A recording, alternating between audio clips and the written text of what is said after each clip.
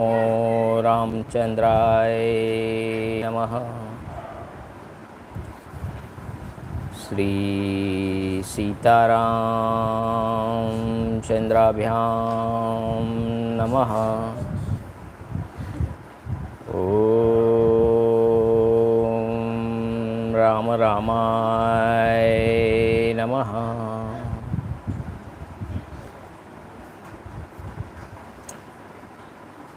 ओम ह्रीं रामाय नमः। ओम श्रीं रामाय नमः। ओम ऐं रामाय नमः। ओम क्लीं रामाय नमः। ओम ऐं रामाय नमः। श्री रामचंद्र चरणो मनसा स्मरामि। श्री रामचंद्र चरणो वचसा गृह्णामि। श्री रामचंद्र चरणो शिरसा नमामि। श्री रामचंद्र चरणो शरणं प्रपद्ये। Welcome my elder brothers and sisters. This is original Välmiki-Rāmāyaṇa, Sri Rama Katha in Hindi as well as in English, narrated by Valmiki Rishi, the glory of Bhagwan Sri Ram. Jai Sri Ram. The Välmiki-Rāmāyaṇa in Gujrati as well as in Hindi separate. The link is given in description, and Ramcharitmanas all episode link is also given in description. आज का episode number 93 Ayodhyakanda शुरू करते हैं लेके श्री राम प्रभु का नाम। जय श्री राम। अब तक हमने देखा कि राजा दशरथ अपने कर्म फल के अनुसार पूर्वोक्त बात याद करते हैं कि मेरे हाथों से न चाहते हुए अनजाने में एक व्यक्ति का पर तीर चल गया, शब्दवेदी बाण। तो वो समझाते हैं अगर बच्चा है तो भोला है, फिर भी अगर जहर पी लेता है तो उसका फल तो भुगतना ही पड़ता है। यानी कि कोई भी कर्म आप भूल से किया हो या जानबूझ के किया हो, उसका फल तो अवश्य भोगना पड़ता ही है। दैट इज़ द कर्म योग। सो कर्मयोग किसी प्रकार से फल दिए बिना रहता नहीं है। तो उसी कर्म का फल याद करके राजा दशरथ आज आगे बात बढ़ाते हैं और क्या होता है देखते हैं। तो शुरू करते हैं एपिसोड नंबर 93 अयोध्याकांड, सर्ग नंबर 64, चतुःषष्टितम सर्गः, कैंटो 64 अयोध्याकांड वाल्मीकि रामायण, सर्ग नंबर 64। राजा दशरथ का अपने द्वारा मुनि कुमार के वध से दुखी हुए उनके माता पिता के विलाप और उनके दिए हुए शाप का प्रसंग सुनाकर कौशल्या के समीप रोते बिलखते हुए आधी रात के समय अपने प्राणों को त्याग देना। चतुःषष्टितम सर्गः, canto 64।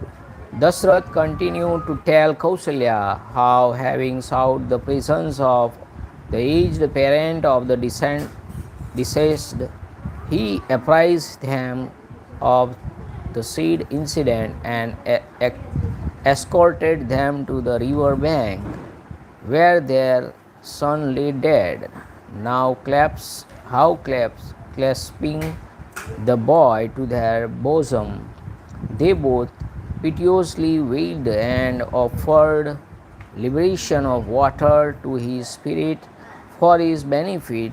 How, invested with an eternal body, the spirit ascended to heaven while consoling the aged couple, and finally how, having cursed the king that he too would meet his death in his agony of separation from his son, the ascetic couple gave up the ghost and attained the supreme, having thus related the story of his imperfection and loudly lamenting, the emperor breathes his last with the thought of Sri Ram foremost in his mind. उन महर्षि के अनुचित वध का स्मरण करके धर्मात्मा रघुकुल नरेश अपने पुत्र के लिए विलाप करते हुए ही रानी कौशल्या से इस प्रकार उन्होंने कहा, recalling how that great seer was killed undeservedly by him. The pious-minded Dashrath, a son of Raghu, for his part, continued to speak as follows to Kausalya, mourning all this time for his son. हे देवी, अनजाने में यह महान पाप कर्म कर डालने के कारण, देखिए कोई भी कर्म अगर जाने भी अनजाने भी हो जाए तो उसका फल तो मिलता ही है. ऐसा नहीं कि भाई मेरे से भूल से हो गया, ऐसा नहीं है, इसका भी फल भुगतना पड़ता है. अनजाने में यह महान पाप कर डालने के कारण मेरी सारी इंद्रियां व्याकुल हो रही थी. मैं अकेला ही बुद्धि लगाकर सोचने लगा, अब किस उपाय से मेरा कल्याण हो. Having perpetrated through ignorance that egregious sin, I thought with the help of my reason, my sense being utterly confounded, and I being alone, how good luck may yet attain on me. तदंतर उस घड़े को उठाकर मैंने सरयू के उत्तम जल से भरा और उसे लेकर मुनि कुमार के बताए हुए मार्ग से उनके आश्रम पर गया. Taking that pitcher left by the deceased, when it had been filled with the purified water of the Sarayu, and proceeding along the track already pointed out by the hermit boy, I reached the hermitage referred to by the deceased. वहाँ पहुँचकर मैंने उनके दुबले, अंधे और बूढ़े माता पिता को देखा.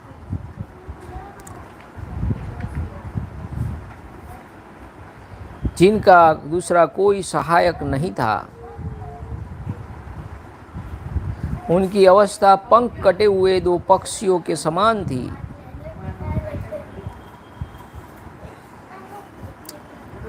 There I saw his feeble, blind and aged parents with none to conduct them here and there, and resembling a pair of birds whose wings had been clipped. वे अपने पुत्र की ही चर्चा करते हुए उसके आने की आशा लगाए बैठे थे. उस चर्चा के कारण उन्हें कुछ परिश्रम या थकावट का अनुभव नहीं होता था. यद्यपि मेरे कारण ही उनकी यह आशा वह आशा धूल में मिल चुकी थी, तो भी वे उसी के आश्रय बैठे थे. अब वे दोनों सर्वथा अनाथ से हो गए थे.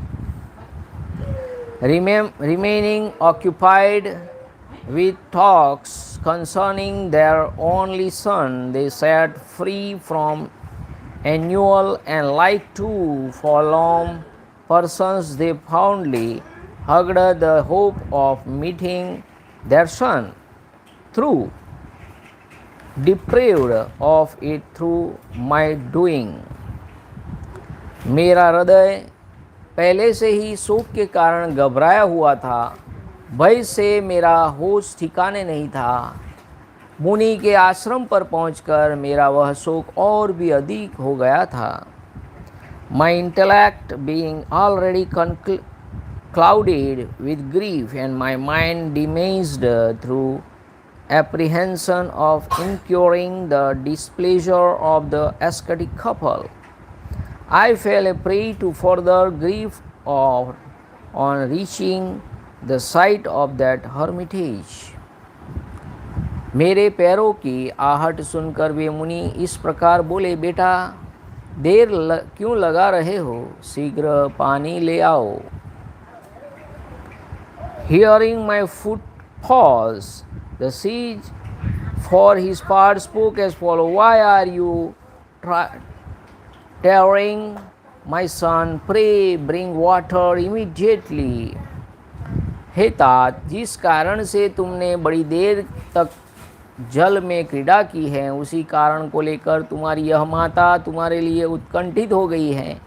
अतः शीघ्र ही आश्रम के भीतर प्रवेश करो। Your mother here is seized with anxiety because, O dear son, you have sported in water so long. Pray I enter the hermitage without delay. बेटा तात, यदि तुम्हारी माता ने अथवा मैंने तुम्हारा कोई अप्रिय किया है तो उसे तुम्हें अपने मन में नहीं लाना चाहिए, क्योंकि तुम तपस्वी हो। The offense, if any, that may have been given to you by your mother or myself, my son, should not be taken to heart by you, my child and ascetic that you are.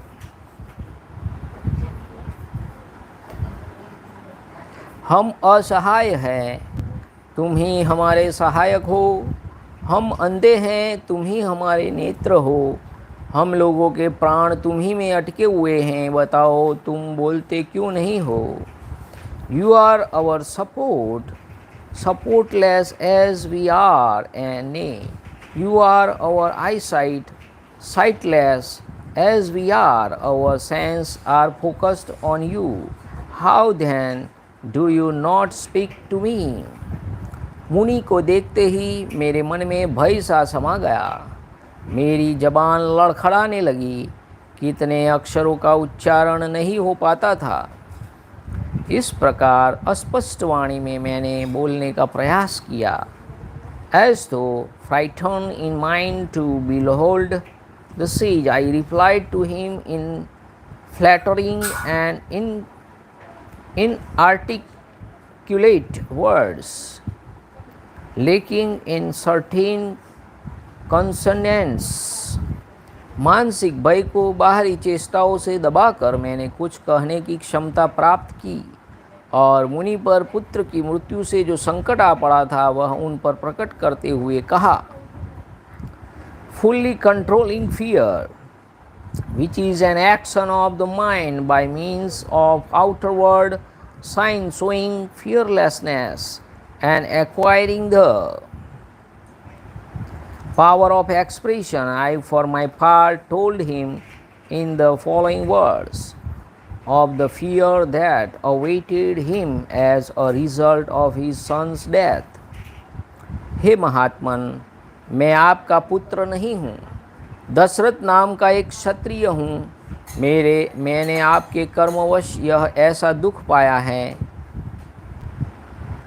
जिसकी सत्पुरुषों ने सदा निंदा की है। I am a Kshatriya named Dashrath and not the son of your exalted self. As a result of my own action, this agony, which is depaysed by noble man, has been repaid by me. हे भगवान, मैं धनुष बाण लेकर सरयू के तट पर आया था। मेरे आने का उद्देश्य यही था कि कोई जंगली हिंसक पशु अथवा हाथी घाट पर पानी पीने के लिए आवे हैं तो मैं उसे मारूं।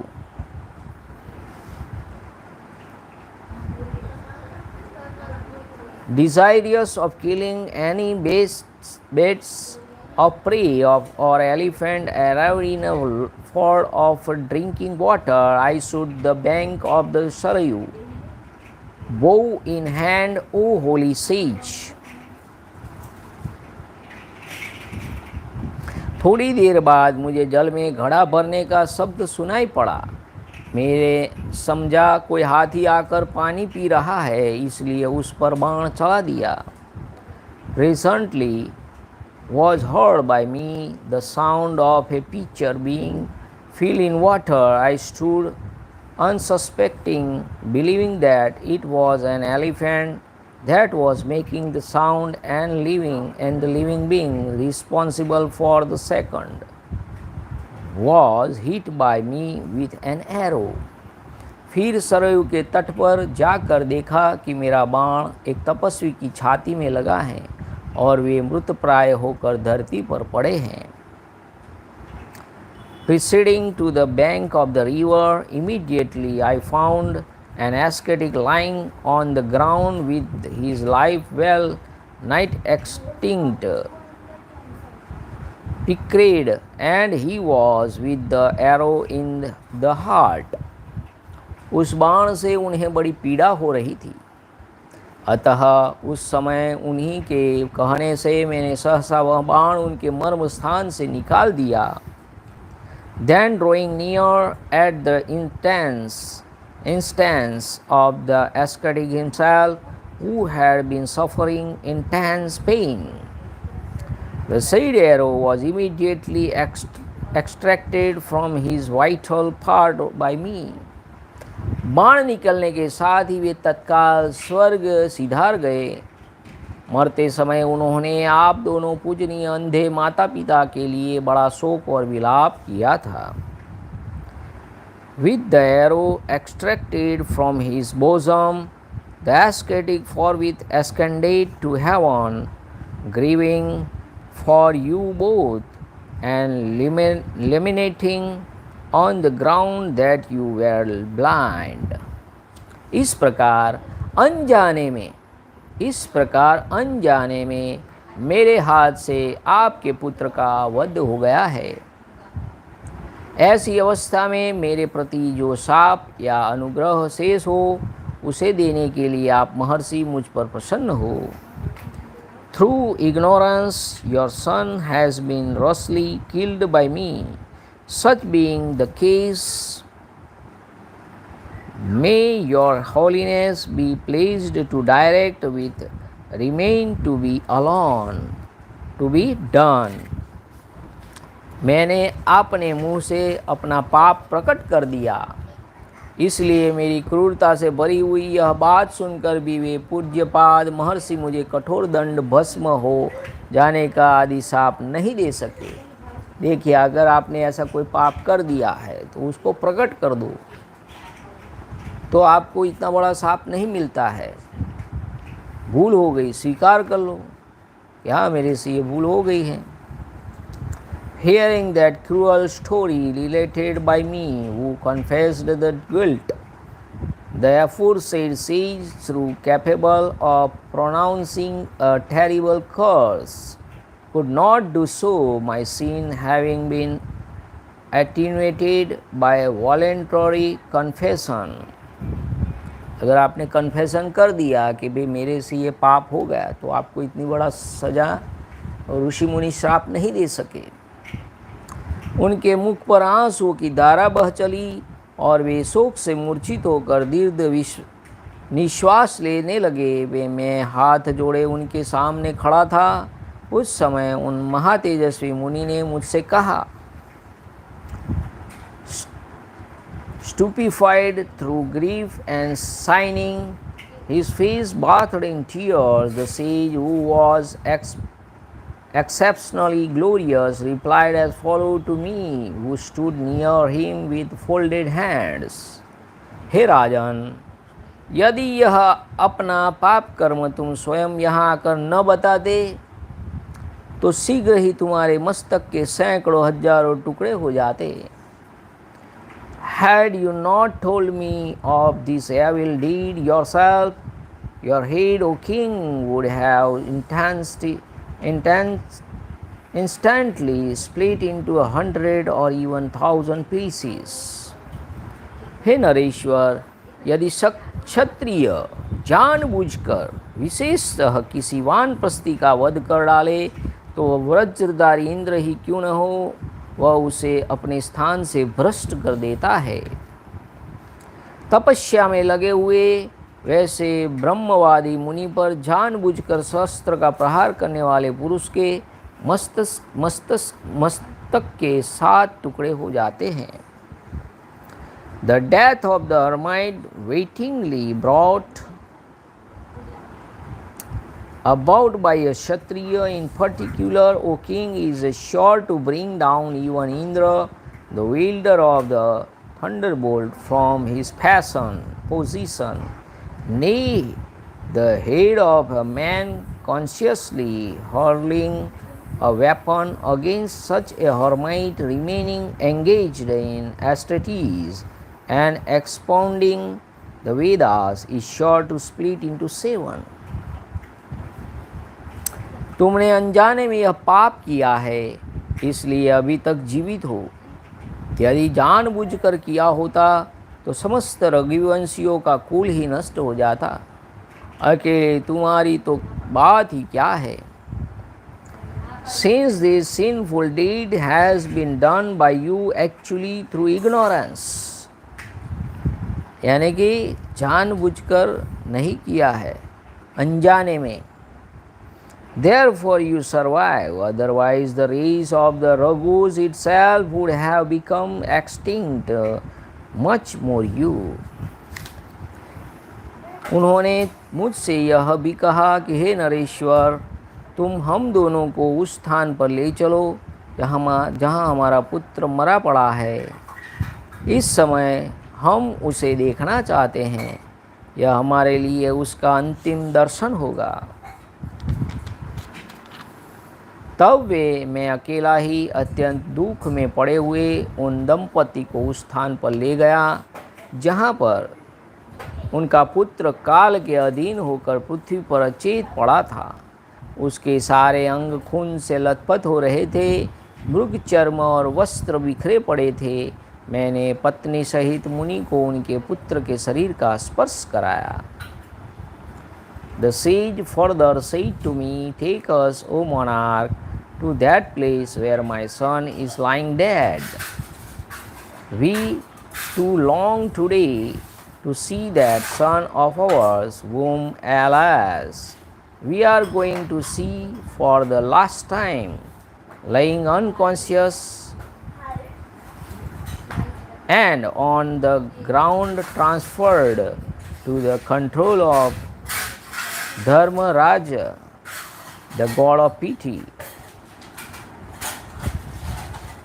who receives the virtuous soul into his realm after death, his whole body bathed in blood, and his robes of deerskin thrown about.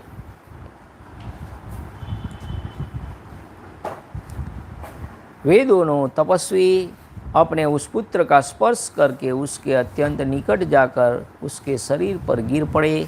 फिर पिता ने पुत्र को संबोधित करके उनसे कहा, I took the sore afflicted couple to that spot single-handed, and I immediately made that sage with his wife touch his son. वे दोनों तपस्वी अपने उस पुत्र का स्पर्श करके उसके अत्यंत निकट जाकर उसके शरीर पर गिर पड़े। फिर पिता ने पुत्र को संबोधित करते हुए कहा, हे बेटा, आज तुम मुझे न तो प्रणाम करते हो और न मुझसे बोलते हो। तुम धरती पर क्यों सो रहे हो? क्या तुम हमसे रूठ गए हो? Approaching that son of theirs and touching him, the two ascetic fell on his person, and the father addressing him as follows. So the tradition goes, you do not greet me today as you used to do before, nor do you speak to me. Moreover, why are you actually lying on the ground, my darling? Are you really displeased with me? बेटा, यदि मैं तुम्हारा प्रिय नहीं हूँ तो तुम अपनी इस धर्मात्मा माता की ओर तो देखो। तुम इसके हृदय से क्यों नहीं लग जाते हो? वत्स, कुछ तो बोलो। If I am unwelcome to you, my son, look at your pious mother. Moreover, why do you not embrace her? My tender son, pray address loving words to me. अब पिछली रात में मधुर स्वर से शास्त्र या पुराण आदि अन्य किसी ग्रंथ का विशेष रूप से स्वाध्याय करते हुए किसके मुंह से मैं मनोरम शास्त्र चर्चा सुनूंगा? Whose heart captivating voice shall I hear now in the later half of the night? reading in particularly sweet tone from any scripture or other scared books. देखिए यही समय है जब हम कथा कर रहे हैं, यही समय उनका भी जो माता पिता हैं वो कथाएं सुनते हैं, स्वीट टोन, स्क्रिप्चर्स, कैड बुक्स। तो ये सब कहाँ से हम सुनेंगे? तो हर को रात को ऐसा आधा घंटा 1 घंटा ऐसा सब कुछ सुनना चाहिए। अब कौन स्नान, संध्या, उपासना तथा अग्निहोत्र करके पास बैठकर पुत्र शोक से के भय से पीड़ित हुई मुझ बूढ़े को सांत्वना देते हुआ मेरा सेवा करेगा, मेरी सेवा करेगा।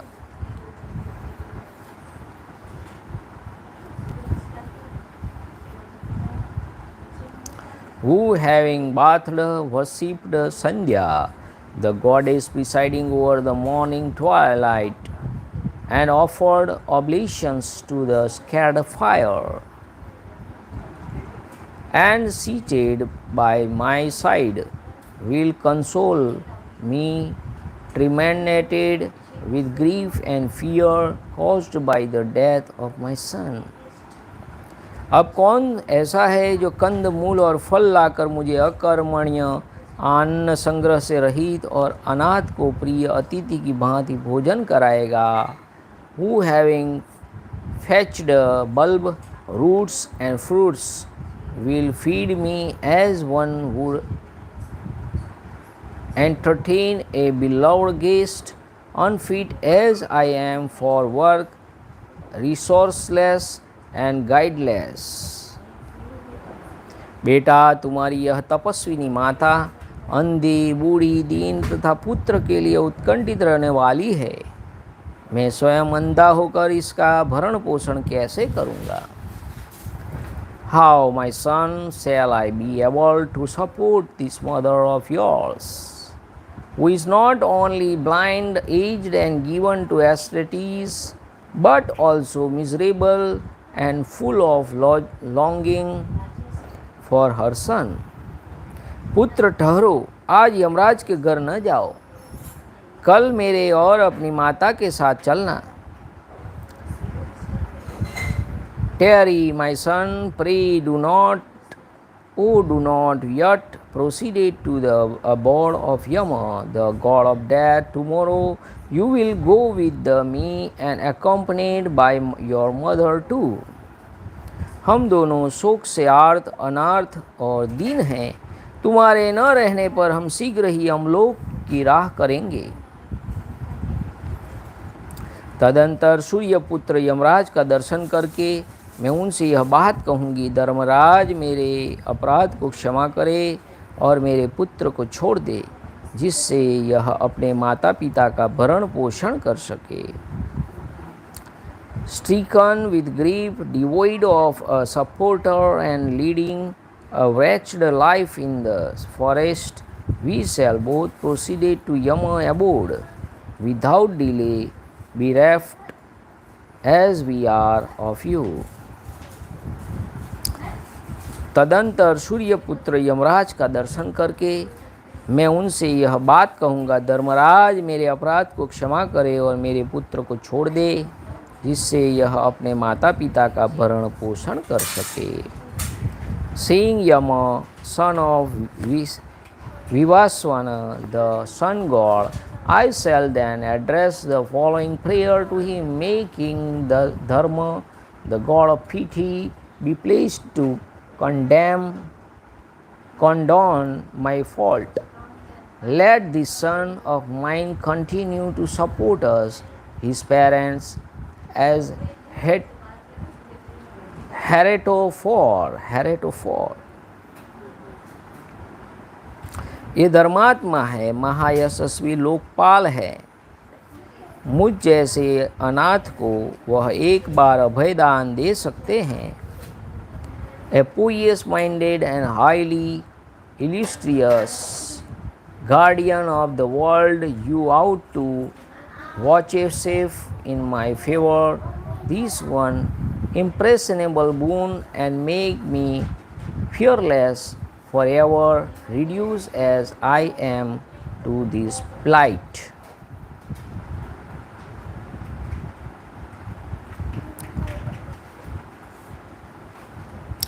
बेटा, तुम निष्पाप हो, किंतु एक पाप कर्मा क्षत्रिय ने तुम्हारा वध कर दिया है।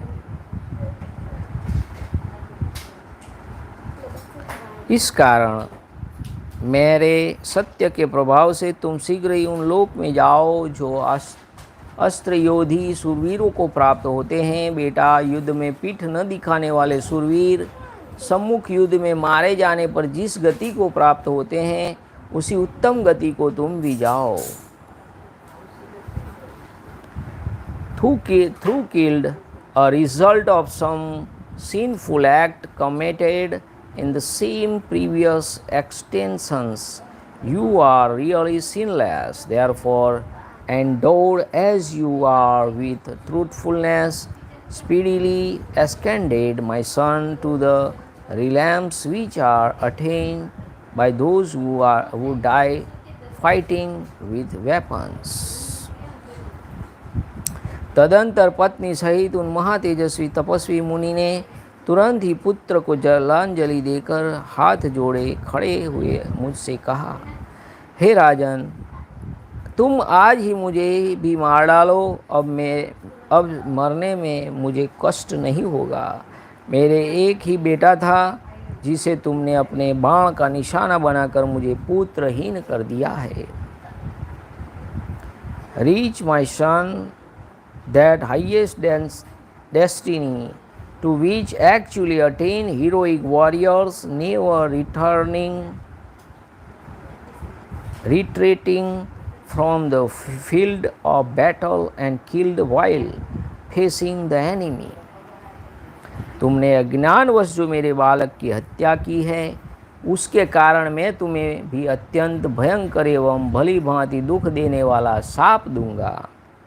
Reach, my dear child, the same goal to which attain emperors Sagara, Sibya, Dilipa, Janmejay, Nahusha and Dhundumara.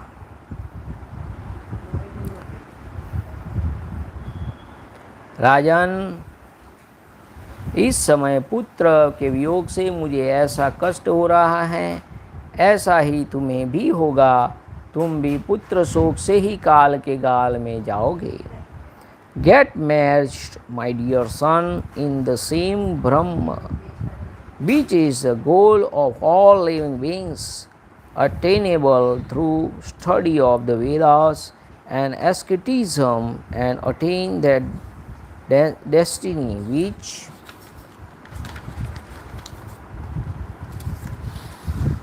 is reserved for a donor of land, for him who has maintained the scared fire all his life, who has taken a vow of marrying a single wife, those who have gifted 1,000 cows, those who are vowed to the service of their preceptor, or who have dropped their body by journeying to the Himalayas, or drawing themselves in water, or leaping into the flames.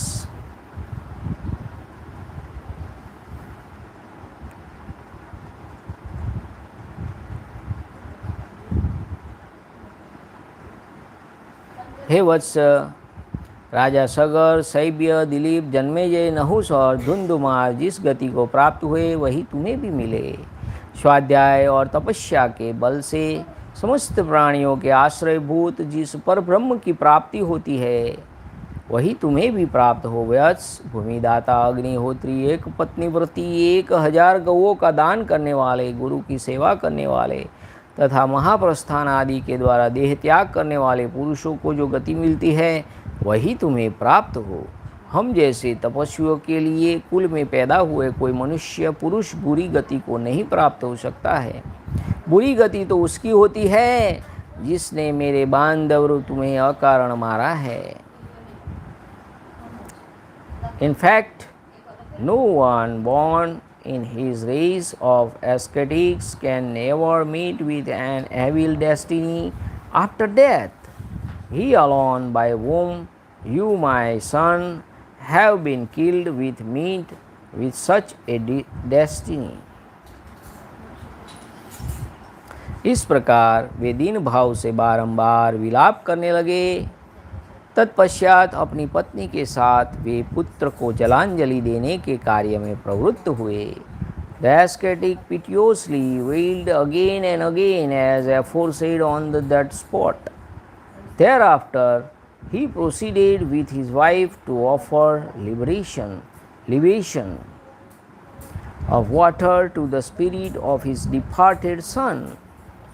इस समय वह धर्मग्न मुनि कुमार अपने पुण्य कर्मों के प्रभाव से दिव्य रूप धारण करके शीघ्र ही इंद्र के साथ स्वर्ग को जाने लगा।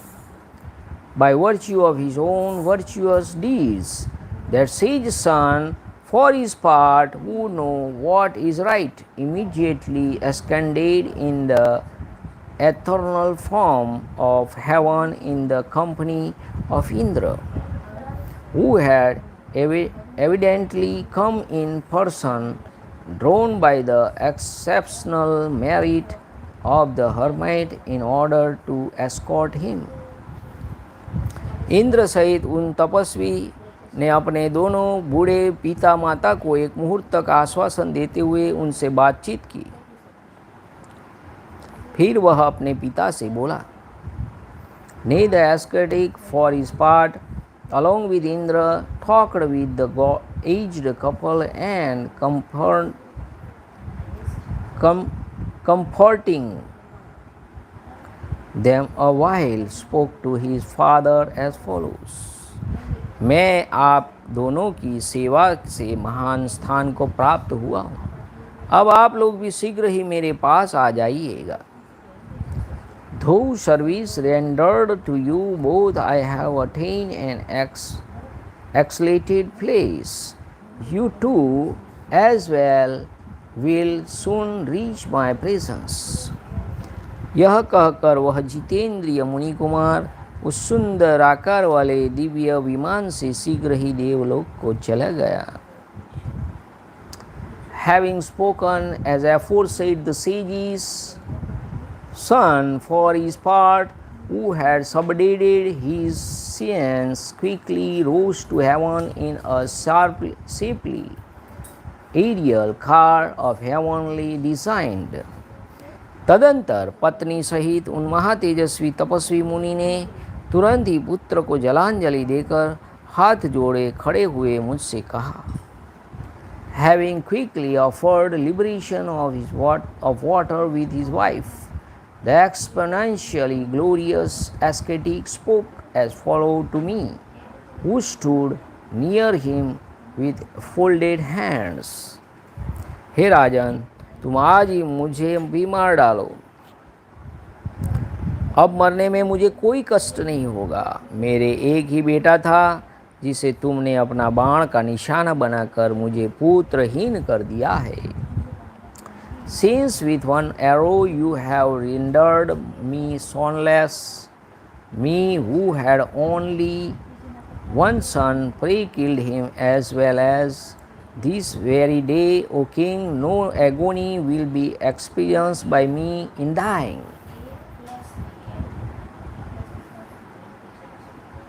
तुमने अज्ञानवश जो मेरे बालक की हत्या की है, उसी के कारण मैं तुम्हें भी अत्यंत भयंकर एवं भली भांति दुख देने वाला शाप दूंगा। Again, since that you of mine has been killed by you through ignorance, I shall accordingly pronounce a most painful and very severe curse on you too.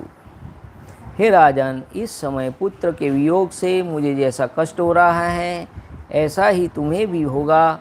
तुम भी पुत्र शोक से ही काल के गाल में जाओगे। As the agony caused by the death of my son in being experienced by me at this moment, through you too will likewise meet your end through grief born of separation from your son. हे नरेश्वर, क्षत्रिय होकर अनजाने में तुमने वैश्य जातीय मुनि का वध किया है, इसलिए शीघ्र ही तुम्हें ब्रह्म हत्या का पाप तो नहीं लगेगा।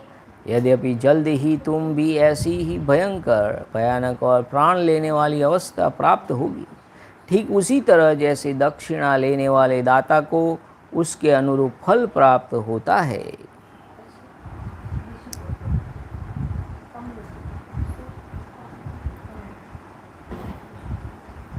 Since, however, an ascetic has been killed by you, a kshatriya, through ignorance, the sin of killing a brahmana is not going to visit you forthwith, as may be feared by you, O ruler of man.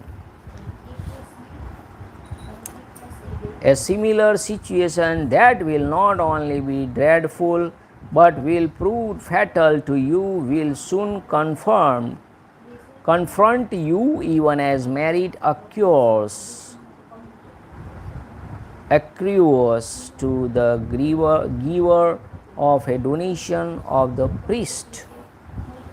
इस प्रकार मुझे shop देकर वे बहुत देर तक करुणाजनक विलाप करते हुए रहे, और फिर वे दोनों पति पत्नी अपने शरीर को जलती हुई चिता में डालकर स्वर्ग को चले गए।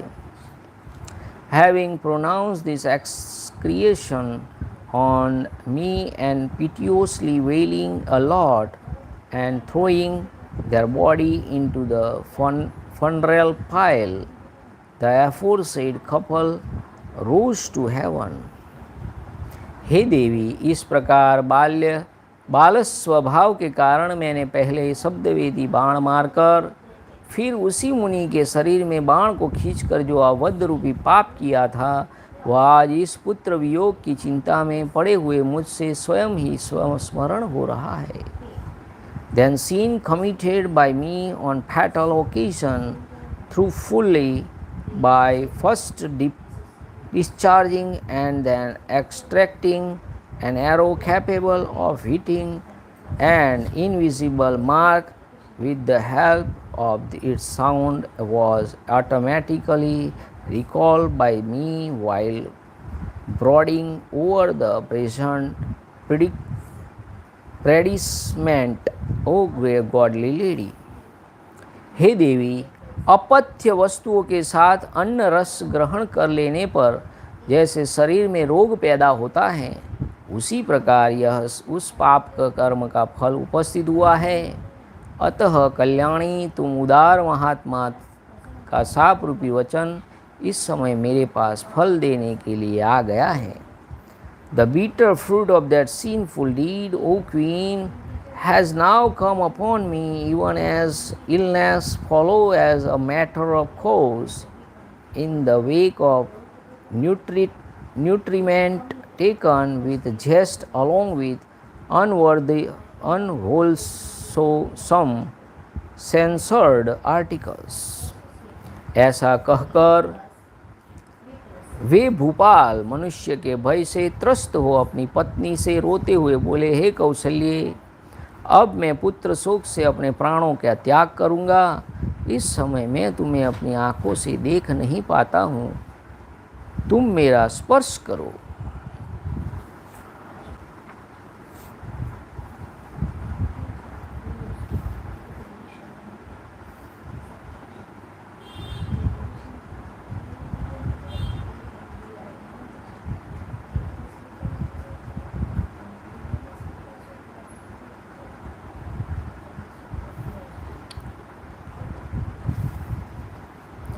जो मनुष्य यमलोक में जाने वाले मरणासन्न होते हैं, वे अपने बांधव जनों सहित नहीं देख पाते हैं। यदि श्री राम आकर एक बार मेरा स्पर्श करे अथवा धन वैभव और युवराज पर स्वीकार कर ले, तो मेरा विश्वास है कि मैं जी सकता हूँ। देवी, मैंने श्री राम के साथ जो बर्ताव किया है वह मेरे योग्य नहीं था, परंतु श्री राम ने मेरे साथ जो व्यवहार किया है वह सर्वथा उन्हीं के योग्य है।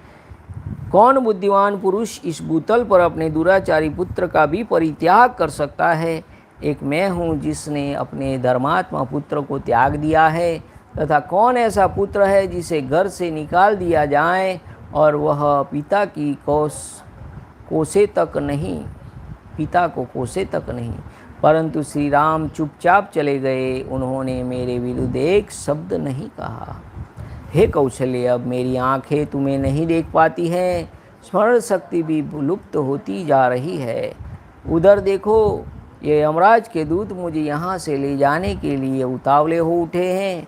इससे बढ़कर दुख मेरे लिए और क्या हो सकता है कि मैं प्राणांत के समय सत्य पराक्रमी धर्मज्ञ राम का दर्शन नहीं कर पा रहा हूँ, जिसकी माँ समता करने वाला संसार में दूसरा कोई नहीं है। उस प्रिय पुत्र श्री राम के न देखने का शोक मेरे प्राणों को उसी तरह सुखाए डालता है जैसे धूप थोड़े से जल को शीघ्र सुखा देती है। वे मनुष्य नहीं देवता है जो आपके 15वें वर्ष वन से लौटने पर श्री राम का सुंदर मनोहर कुंडलों से अलंकृत मुख देखेंगे, जो कमल के समान नेत्र, सुंदर भौहें, स्वच्छ दांत और मनोहर नासिका से सुशोभित श्री राम के चंद्रोपम मुख का दर्शन करेंगे। वे धन्य हैं जो मेरे श्री राम के सरचंद्र सदृश मनोहर और प्रफुल्ल कमल के समान सुवासित मुख का दर्शन करेंगे। वे धन्य हैं जैसे मूढ़ता आदि अवस्थाओं को त्याग कर अपने उच्च मार्ग में स्थित शुक्र का दर्शन करके लोग सुखी होते हैं। उसी प्रकार वनवास की अवधि पूरी हो करने पर पुनः अयोध्या में लौटकर आए हुए श्री राम को जो लोग देखेंगे वे ही सुखी होंगे। हे कौशल्य, मेरे चित्त पर मोह छा रहा है, मेरा हृदय विदीर्ण सा हो रहा है और इंद्रियों से संयोग होने पर भी मुझे शब्द, स्पर्श और रस आदि विषयों का अनुभव नहीं हो रहा है। जैसे तेल समाप्त हो जाने पर दीपक की अरुण प्रभा विलीन हो जाती है, उसी प्रकार चेतना के नष्ट होने पर मेरी सारी इंद्रियां ही नष्ट हो जाती है। Since I am soon going to yield up the ghost out of grief born of separation from my son Sri Ram, I no longer perceive you with my eyes. O Kausalya, therefore touch me to convince me of your presence by my side. For men who have reached the threshold of the abode of Yamuna, the god of death, no longer discern anyone. Should Ram touch me only once or regain my wealth or the office of Prince Regent, I might yet survive. Such is my belief. The wrong which has been done by me to Ram, a season of Raghu, is not becoming of me, O pious lady, while the oblations which has been done by him to me by redeeming my promise and waiving his rightful claim to the throne of Ayodhya is worthy of him alone. What wise man on earth would forsake a son even of bad morals, and was what son, when being sent into exile by his father, would not find fault with his father? I can no longer see you with my eyes, and my memory too is fading. Nay, these messengers of Yama, son of Vishwavaha, the sun god, are urging me to make hassle. O Kausalya, really speaking, what can be more painful than the fact that even at the end of my life I cannot behold Ram? O unfailing prowess, who know what is right? The grief of my not being able to see my son of incomparable deeds is really drying up my vital, even as sunshine dries up many measured water.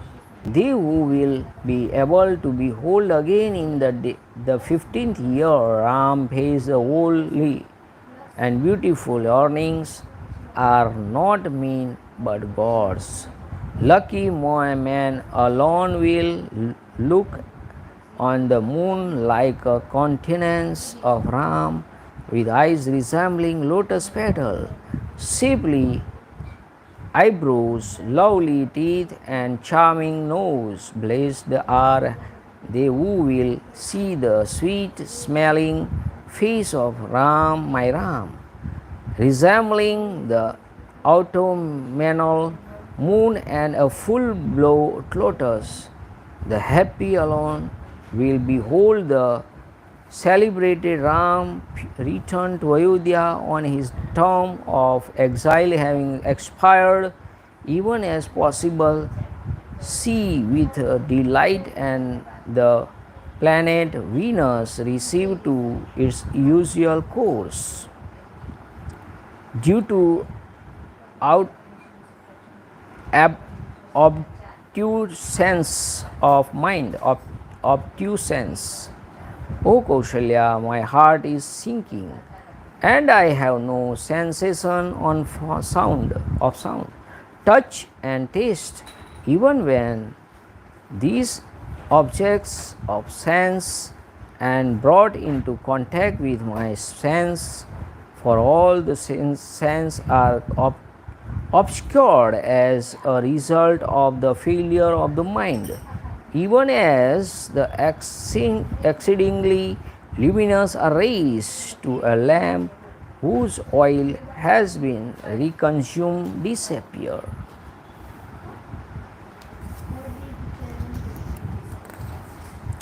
जिस प्रकार नदी का वेग अपने ही किनारे को काट गिराता है, उसी प्रकार मेरा अपना ही उत्पन्न हुआ शोक मुझे वेगपूर्ण अनाथ और अचेत किए दे रहा है. This grief, which has emanated from my own self, is rendering me helpless, and unconsciousness by its vehemence, in the same way as the current of a river wears away its own bank by its swift motion.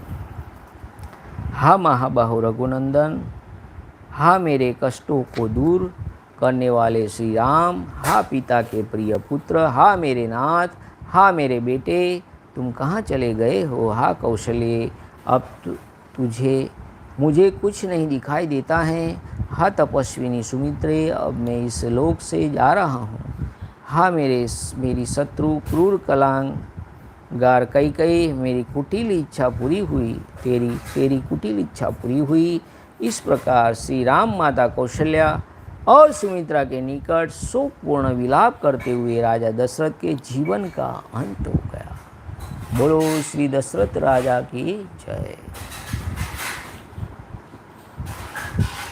अपने प्रिय पुत्र के वनवास के शोकाकुल हुए राजा दशरथ इस प्रकार दीनतापूर्ण वचन कहते हुए आधी रात बीतते अत्यंत दुख से पीड़ित हो गए, और उसी समय उन उदारदर्शी नरेश ने अपने प्राणों को त्याग दिया.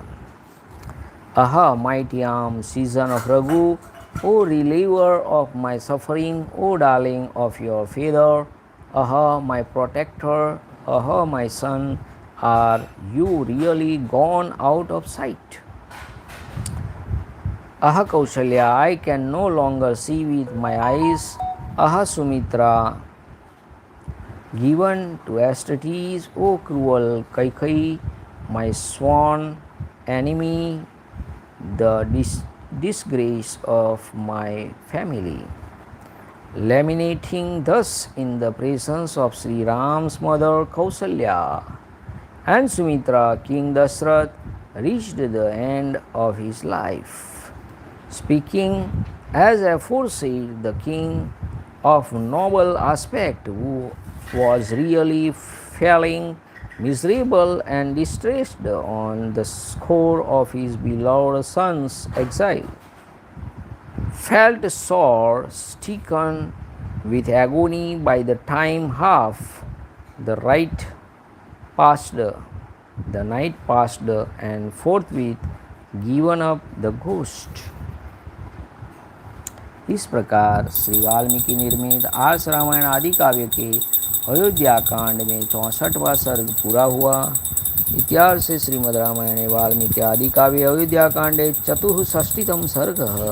The end of Canto 64 in the Ayodhyakand of the glorious Ramayana of Valmiki, the work of the Rishi and the oldest epic. जय श्री राम। नमः पार्वती पतये हर हर महादेव हर। ओम नमो रामचंद्राय नमः। श्री सीतारामचंद्राभ्यां नमः। ओम राम रामाय नमः। हरे राम राम राम हरे हरे, हरे कृष्ण कृष्ण कृष्ण हरे हरे, हरे राम राम राम हरे हरे, हरे कृष्ण कृष्ण कृष्ण हरे हरे, हरे राम राम राम हरे हरे, हरे कृष्ण कृष्ण कृष्ण हरे हरे, हरे राम राम राम हरे हरे, हरे कृष्ण कृष्ण कृष्ण हरे हरे। सिया राम जय जय राम, सिया राम जय जय सिया राम, रघुपति राघव राजा राम, पतित पावन सीताराम। श्री राम जय जय राम, श्री राम जय जय राम, श्री राम जय जय राम, श्री राम जय जय राम, श्री राम जय जय राम, श्री राम जय जय राम। जय श्री राम, जय श्री राम। जय महाराज।